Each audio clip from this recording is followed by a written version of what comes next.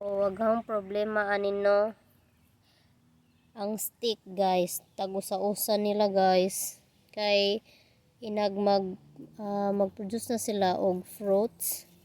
Kailangan na sila guys kay mag-heavy naman ang ilang kuan. May kita kong sucker, so remove na to ang sucker guys. While I'm here, I'm searching some suckers also. Kay murag plenty of suckers na, no? Unsa man niya itong camera, uy?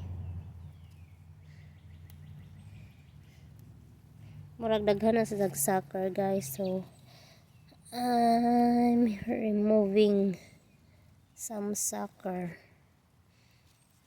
Then I want to trim this, no?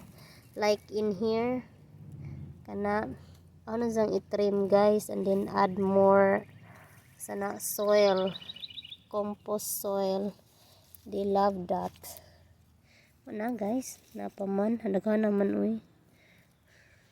Murag ugma na pug kumahuman nga ni mag-remove og mga sucker nila guys kay plenty na. Plenty na pud ilang mga sucker. Mga pila ra man to ka adlaw nga wa ko naghinlo. Kuning bisita diri kay kuan man murag 2 days. Nag 2 days mi rain. So di na need nga magkuan nila magwater kay na may water from nature, from God, no, from Mother Earth na water, so di na ko magwater nila. Baog tanan banahon na remove ang mga sucker guys. Sumorto guys uy.